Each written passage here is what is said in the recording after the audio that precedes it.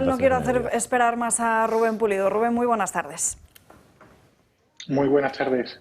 Bueno, en el día de ayer, a las 8:30 de la tarde, conocíamos que habían llegado 6 pateras diferentes a Canarias, que había incluso otras 2 más que estaban yendo a ser rescatadas, o sea que suponemos que en torno a las 8 se rescataron el día de ayer. Hace unas semanas escribías que las previsiones de Frontex iban a superar los 50.000 en lo que va del año 2024 tan solo en Canarias. ¿Lo terminaremos superando?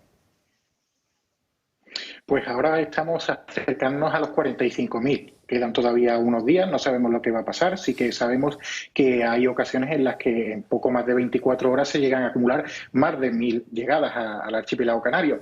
¿Es posible? Pues es posible que pueda suceder. Solo hay que esperar estos días y a ver qué ocurre. Lo que nos indican los pronósticos para los próximos días es que hay cayucos que siguen en camino, dirigiéndose hacia las Islas Canarias. No se conoce actualmente el número de ocupantes, pero sí que se van a tener lugar llegadas durante los próximos días. Hasta superar esa barrera de los 50.000, no te lo puedo asegurar, pero sí que se va a quedar muy cerca posiblemente. Rubén, enseguida te pregunto por Alemania, por lo que ha sucedido en las últimas horas en Madrid, y hablaremos de más asuntos, pero te pido que nos aguantes 2 minutos porque nos vamos a ir a una breve pausa de publicidad.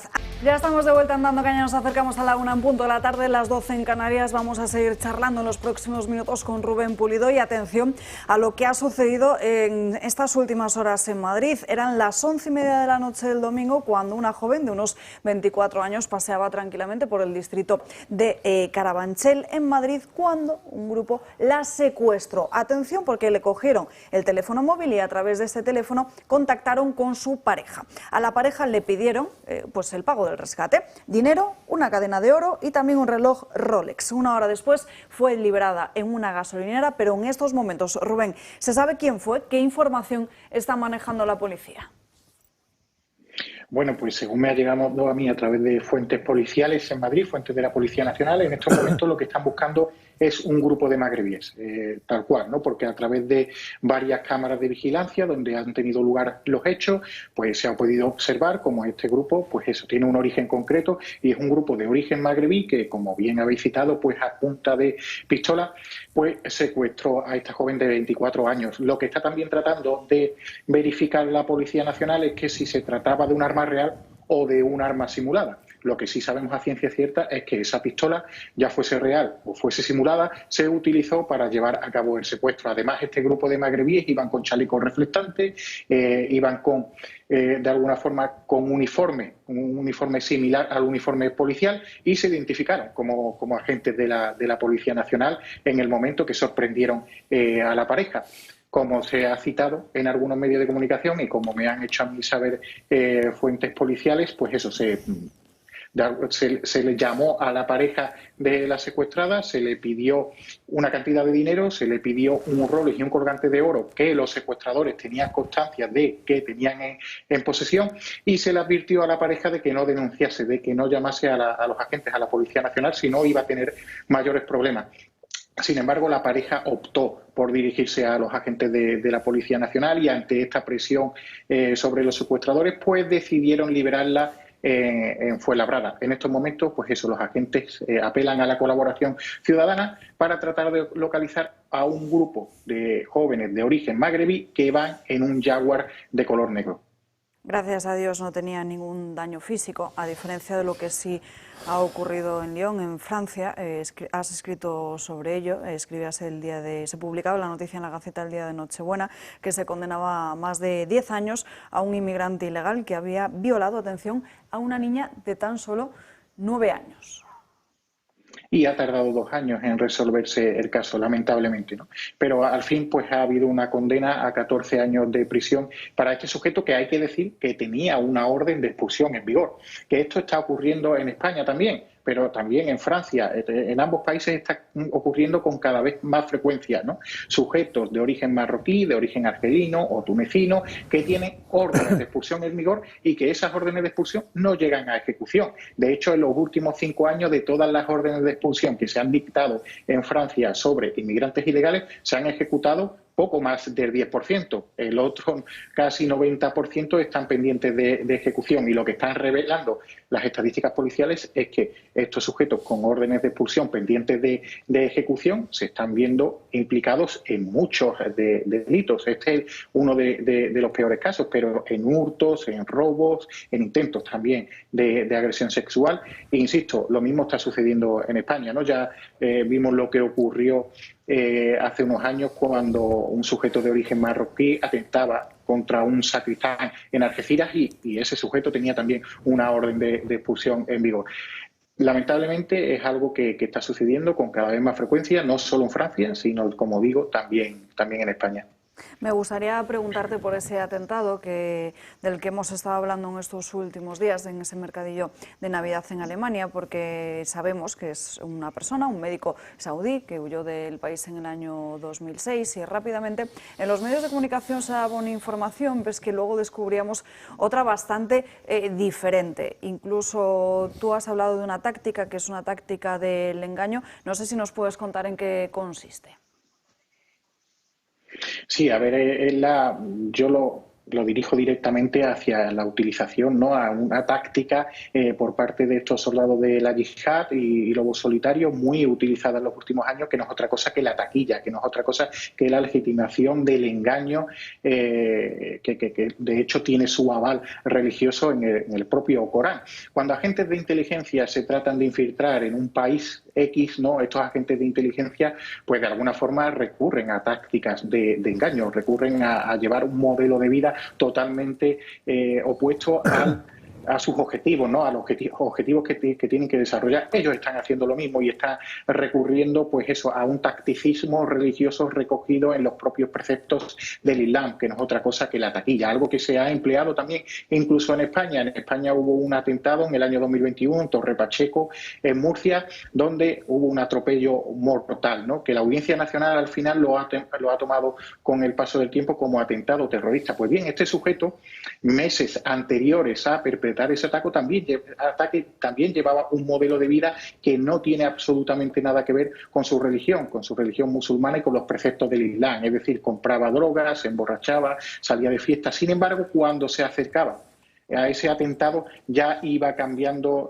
su modelo de vida. De hecho, uno de sus hermanos y compañero de piso lo dijo, ¿no?, que ya había cambiado de hábitos, se había abrazado nuevamente al Islam y lo estaba llevando a cabo con bastante fervor. Esto ha ocurrido también en Alemania. Este sujeto ha tenido numerosos viajes en 2 décadas que ha permanecido en suelo alemán. Ha tenido viajes en los que se ha alejado de esos preceptos del Islam y ha tratado de dibujar un perfil que no tiene nada que ver con su religión, e incluso se ha llegado a tachar de islamófobo, ¿no?, y luego ha tenido periodos en los que sí de alguna forma ha practicado su religión y ha abrazado a esos preceptos del Islam. Lo que evidencia todo esto, y es algo que, insisto, llevan evidenciando servicios de inteligencia a nivel europeo durante muchos años, es que ha recurrido al engaño. Y ante este tipo de engaños, pues lamentablemente las fuerzas y cuerpos de seguridad del Estado, en España, en Alemania, en Francia, en otros países, pues tienen mucha dificultad para detectar las intenciones de estos sujetos. No obstante, hay que aplaudir también la labor policial, porque sí que, por ejemplo, en España, si nos vamos a los balances de terrorismo, sí que cada vez hay más detenciones, que tenemos que dar gracias a que cada vez hay más detenciones, pero también es una imagen que nos revela el grado de amenaza que hay en España y que hay sobre Europa y el riesgo de atentado. Un riesgo de atentado que lamentablemente va a aumentar a raíz de lo que ha ocurrido en Siria. Le pregunta a Julio Ariza. Rubén, feliz Navidad. Igualmente, Julio. Mira, yo sigo teniendo, soy un desconocedor completo de así como tú eres un experto en este asunto y estás todo el día sobre el terreno. ¿Cuántas millas hay desde el lugar donde salen esos cayucos hasta llegar a la isla o a Santa Cruz de Tenerife o a alguno de sus playas? Bueno, hablamos en la mayoría de los casos de una media de 600, 700 millas, en algunos casos incluso más. Estamos hablando de cientos y cientos de kilómetros de recorrido. 600 millas son unos 1.100 kilómetros, más o menos. Para tener una idea, un cayuco, ninguno de esos cayucos es capaz de llegar desde su origen y hacer 1.100 kilómetros. No hay gasolina ni combustible suficiente, lo pueden llevar en esa embarcación para llegar a Tenerife, eso es evidente. Por tanto, es obvio que los que organizan esos viajes tienen un sistema para que esos cayucos lleguen a Tenerife después de haber sido previamente embarcados en embarcaciones más grandes. Eso es una evidencia porque es imposible simplemente que lleguen. Y quien ha navegado las aguas del Atlántico en aquella zona sabe que, bueno, lo que ocurre en la realidad, que muchas veces, incluso en esas primeras horas de travesía, mucha gente muere.